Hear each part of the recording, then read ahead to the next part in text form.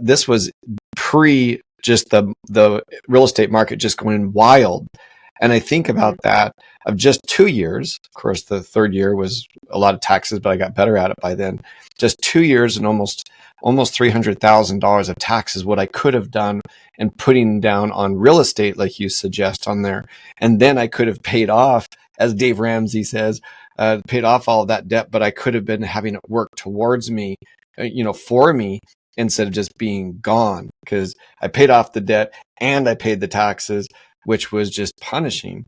So how do you talk to a person like me that perhaps had never experienced that kind of income before? How do you prepare that person gradually, or even do you just explain to me your process of helping that person understand how they can avoid paying so much taxes the way I did?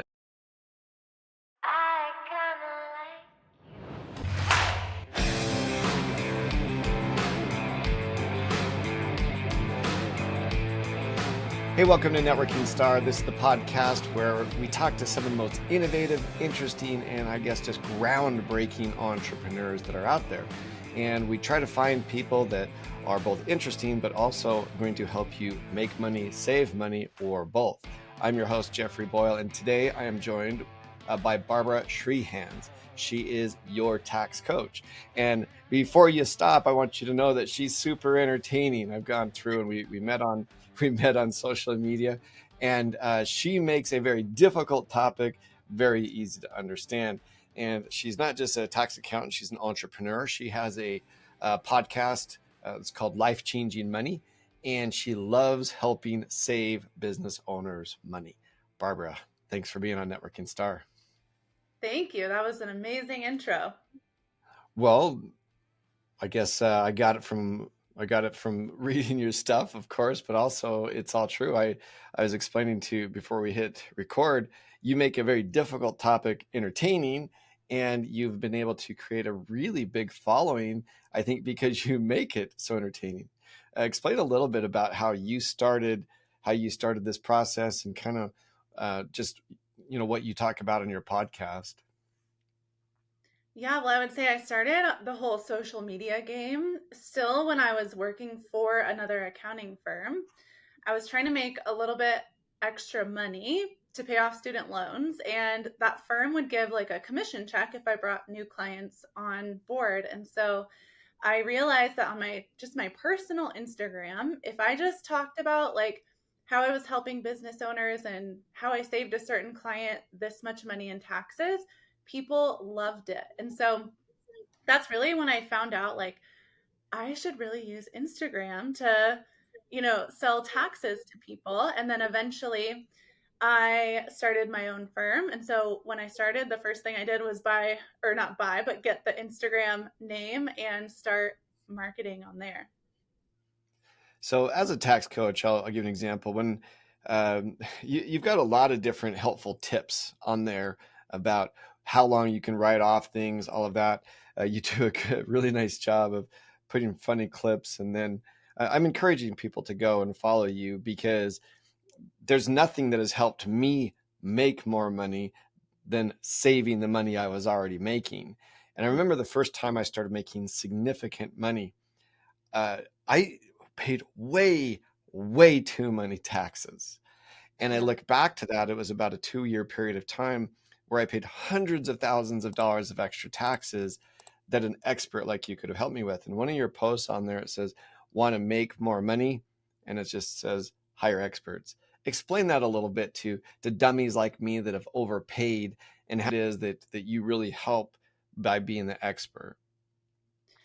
Yeah, accounting is a difficult industry in terms of a lot of people try to go out and find the cheapest person they can because I think they just feel like, oh, it's something I have to do. Like I have to file my taxes every year.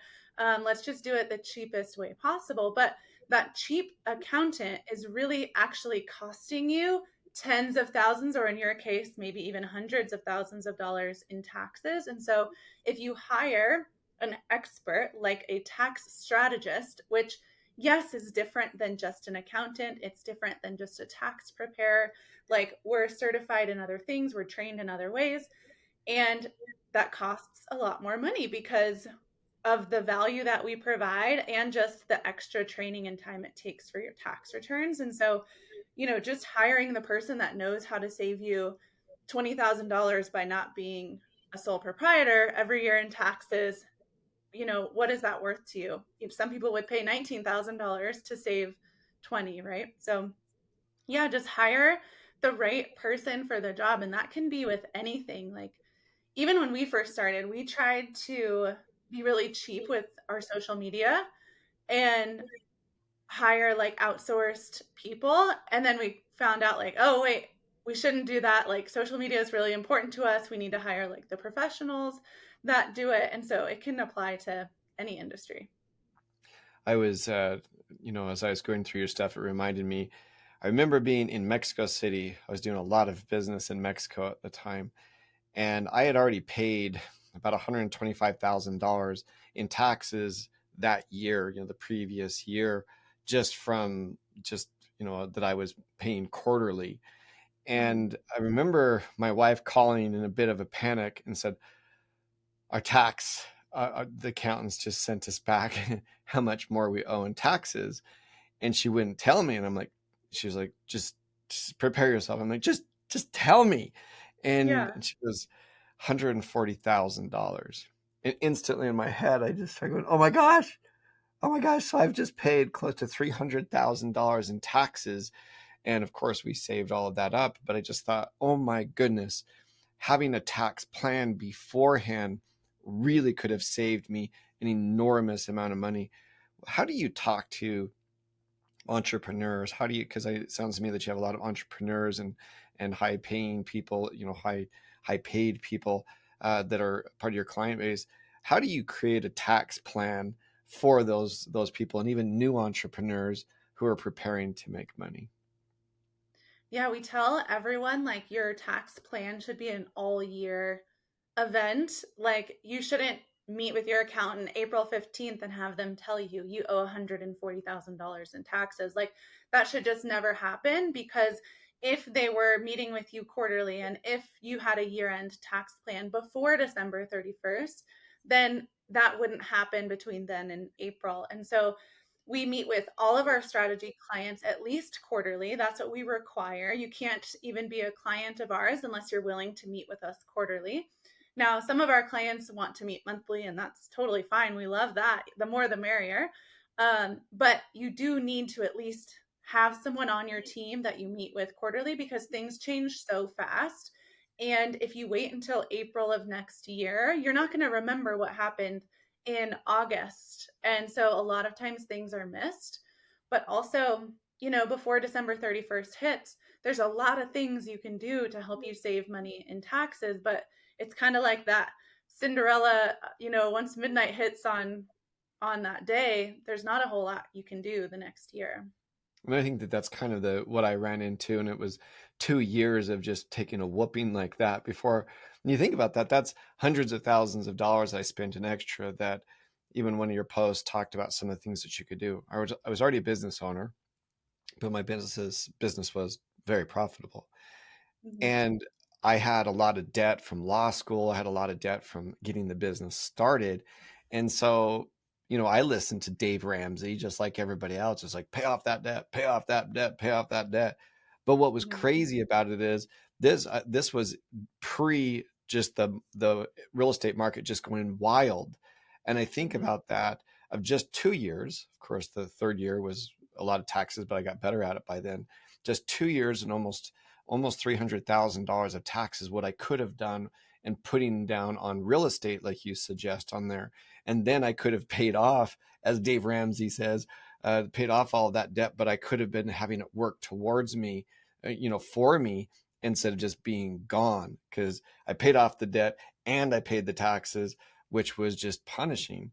So how do Yeah. you talk to a person like me that perhaps had never experienced that kind of income before? How do you prepare that person gradually, or even do you just explain to me your process of helping that person understand how they can avoid paying so much taxes the way I did? Yeah, so let's say you came to us right now in August of 2023 and you were like, hey, I'm going to profit $800,000 this year. And so we would dive deep into your deductions first and foremost and see what are you spending your money on, both in your business, but most importantly, what are you spending it on personally? Because what expenses can we turn into business expenses that you're already spending your money on, right? But now let's get a discount for it essentially. So, say you're traveling to Hawaii, but you had networking events there, or you had a conference, or you took CPE there, or you had a photo shoot there, or some sort of marketing thing in Hawaii. Well, instead of paying for it personally, if we can call it a business expense because 50% of the days were related to business, there's a $20,000 trip that we can now write off in your business. So a lot of it is really digging deep into both your business and personal expenses. We also look at your entity structure because how you're structured will determine how you're taxed. So, like I mentioned earlier, if you're a sole proprietor or just an LLC, you're probably paying $22,000 more in taxes a year, $22,000 more in taxes per year by being that, rather than an S corp or maybe even a C corp.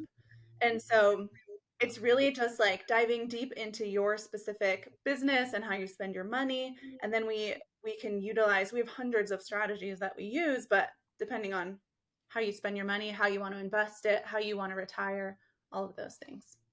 So you talk about the difference between an LLC and an S corp versus a C corp. I think some people are just like, I don't want to deal with that. And I think that the more wise, I guess that's a way of saying older with less hair, is that I tried to make sure that I had the people that could really advise me as I move forward with that. What is the LLC is really easy to set up. So Mm-hmm. explain why it is that you recommend some people will do an S corp or a C corp versus an LLC. Yeah, so it's actually like kind of one and the same. So you still have to have your LLC first or your be a C corp first in order to be an S corp. So an S corp is just a tax election. So you still want to be one of those two things, LLC or C corp. But most of the time people start a business, they get their LLC because that's what everyone tells them to do. And you should because it protects you, right, for liability reasons. But the IRS, if you looked on your tax return, if you're a business owner, look on your tax return, there's something called other taxes on the second page of your tax return. You probably paid no attention to it, but there's a line called other taxes. Very vague, right? Like, what is other taxes? But what that usually is self-employment tax. And it's a tax that they impose on business owners for the privilege of doing business. And so you pay an extra 15.3% in taxes. It's going to be higher next year, of course, but you pay 15.3% extra in tax on all the money that you profit in your business by being an LLC. If you switch to an S Corp, you can get out of most of that 15.3% in tax. So let's just say you made 100 grand in your business. You'd pay 15,000 more in taxes by being an LLC versus an S Corp. And people hear the word S Corp and they're like, oh, that sounds complicated. Let's just keep it easy. But there's like so many more reasons, not even just for tax savings, that you could be an S Corp for. Like, you're now required to have board meetings. So you can have that board meeting in, I don't know, Europe if you wanted to, right? So you have your annual board meeting in Europe. Now there's another trip that's a write off for you. You are less likely to be audited if you're an S Corp. So if you're just an LLC, a single member LLC, like just yourself, you're 35 times more likely to get audited by being a single member LLC than you are being an S Corp. So a lot of times, like, clients will come to us and they'll be like, you just want us to be an S Corp so that, we pay you twice as much in tax prep fees because they need two tax returns now instead of one, right? They have their business and personal now. And it's like, no, actually, you're going to get $15,000 in savings, if you only made 100K. So that in and of itself far outweighs the tax prep fee, a couple $1,000. But also you're 35 times less likely to get audited. Like, that alone is worth it. But now also you can have, board meetings in other places. You can hire your children. There's like all sorts of other cool strategies with it. There's a lot of people too that, for example, that have been on the podcast that are networkers or they advise networkers, for example, network marketing. And it's actually a way that I made money for a long time. What I did is I did network marketing and then I would buy real estate and then I would flip the real estate and make money with the real estate. So I would use that to kind of go up the line to make more and more money. So Yeah. how does a home-based business, doesn't matter if they're a network marketer, doesn't matter if they're selling, I don't know, they're selling something to the local fair or something like that. How does a person that perhaps thinks $100,000, I'm not going to make $100,000 this year. What are the advantages and what are some of the ways that you recommend that they save the money on the taxes right from the beginning, even if they may not show a profit the first couple of years? Yeah, I always say like a lot of times people are afraid to show a loss on their tax return, but if it's a valid loss, take it because it can offset any other income that you might have, right? If you're a new business owner, you're probably a side hustle and you still have your normal day-to-day job and so you get a W-2 at the end of the year. So that loss on your tax return from your business is going to offset your W-2 income so you could actually get more of a refund at the end of the year. So don't be afraid of taking a loss if it's a legitimate loss, right? A lot of times people will be like, especially accountants, they'll be like, oh, but the hobby loss rules, you can't have a loss more than 2 years out of 5. Okay, I've been filing tax returns for 14 years. I've never once seen an audit on it ever. But if you do happen to get audited for having a loss in more than 2 years, you just have to show that you were trying to have a profit, right? So, are you a legitimate business? Are you going out there trying to make money? Are you, like you mentioned, like maybe you sell things at a fair? Like, have you actually gone to fairs and tried to Right. sell your items, you know? So don't be worried about the hobby loss rules. But keep track of your expenses. I think a lot of times when people have side hustles or they're just starting out, they're like, oh, it doesn't matter. I'm not making that much money right now. But things add up quickly, like if you're using your cell phone for business, don't forget to write that off. If you're working out of your home, take the home office deduction. If you need a laptop to work, which like who doesn't need a laptop to work anymore these days, like write off your laptop. And so just keep track of everything you use in your business and it adds up. I remember when I the first year I got married, I think I was actually the first year before I got married, I was selling cell phones and I made $80,000 commission selling cell phones. And I did exactly what you make fun of on your page. And I had to chuckle a little bit where you talked about, so you think we're too expensive and you're just lip syncing to, I think, God goodness, I think it was Schitt's Creek from Hulu or something like that. And he's, I'll deduct that, I'll deduct that. Well, I remember I put all my deductions into one of those tax programs and I showed myself having a $2,000, uh, where I wasn't going to have to pay any taxes because I already prepaid $2,000. And I panicked. I'm like, that can't be right. And so I got rid of some of them. So I would pay $7,000 in taxes because I thought I was going to get in trouble. Explain a little bit of just some of the confidence that you really try to help people with, because even if you would have charged me $2,000 to do my taxes, I still would have been ahead over $3,000 by doing that with you. Explain why it's so important that you have a true competent uh, tax accountant, even as a small business owner or a new business owner. Yeah, I think it's exactly how you mentioned. Even if we save you $4,000 in taxes to the small business owner, $4,000 means a heck of a lot more to that person than to the $1 million tax owner. They're like, oh, great, $4,000, like that's a drop in the bucket to them. But honestly, the smaller the business, the more meaningful it is. And like, those are the stories that we love. We helped a small business owner. We ended up amending their tax returns for the last couple of years. And so they got back over $40,000. And if they hadn't gotten that $40,000 the day that they did, they wouldn't have been able to adopt their baby from the Wow. hospital. They had been trying to adopt for years. And every time it would get close, something would happen. And so a mama just happened to be in the hospital having their baby. And apparently adoptions are very expensive. I didn't know that. Yeah, very But, expensive. so it's stories like that where that money to them was life changing. Well, you just said something to amend the taxes. I don't think people know that you can do that. Explain a little bit about what you meant by that, because as a new business owner, you may just think, "Oh my goodness, what did she just say?" Yeah, it's one of my favorite things. So amending your tax returns just means like fixing it, right? A lot of people, like you said, think that once you file your tax return, it's like a done deal, right? Well, the IRS gives you 3 years from the day that you file your return to amend the return if the IRS owes you money. So if you owe them money, you have to amend the return anytime and you would have to go back, 20 years if you owed them money. But if they owe you money, you only have 3 years.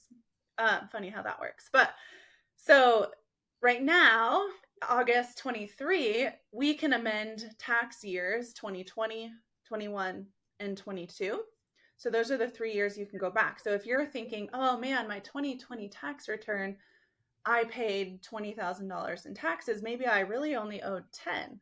Well, we can take a look at your tax returns for free and just see, well, you left this amount of money on the table. And if you did that for 20, you probably did that for 21 and 22 as well. So let's look at all of them.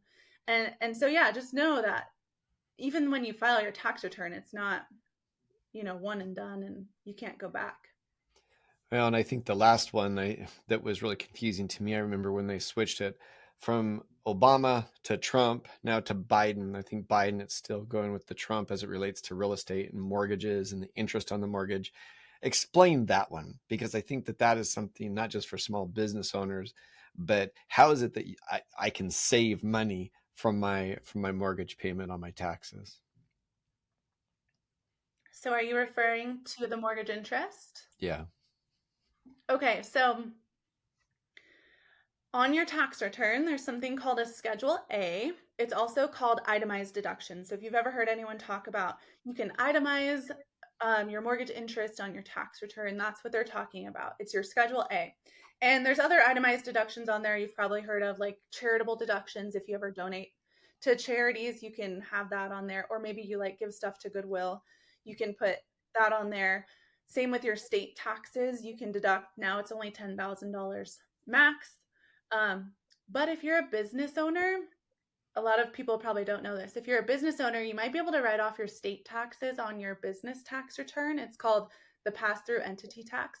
So make sure your accountant's talking to you about that. But back to your question about the mortgage interest. Another one of the itemized deductions is called mortgage interest. And so at the end of the year, you'll get a form from whoever your loan is with. It's called a 1098.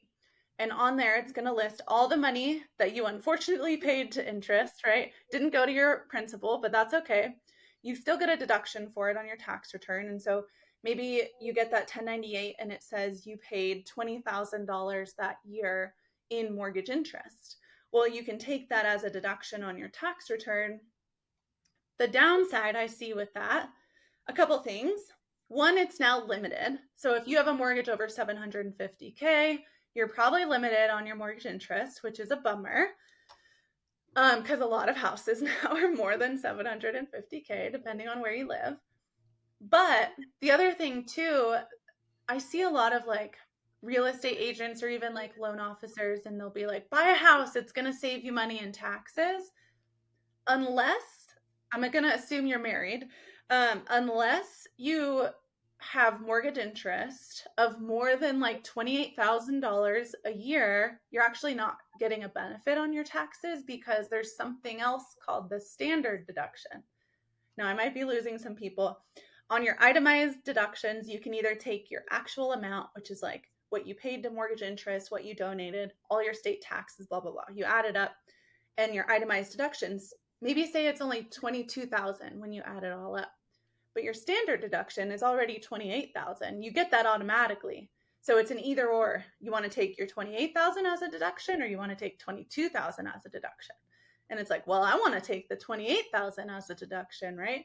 So you didn't actually benefit from buying your house because it's not more than the 28,000. So that's one thing I don't like when people are like, just buy a house, you'll save money, because it's not always the case.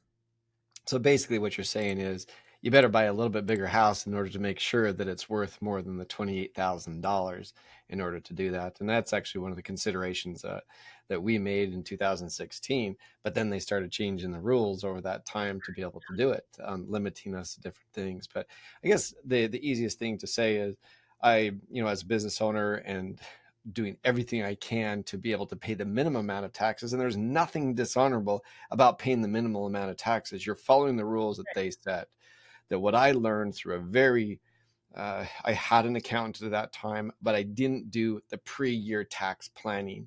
I didn't talk beforehand. I didn't have a strategy. And unfortunately, I just listened to Dave Ramsey, who I think has a lot of great things, but I just wanted to pay off that debt.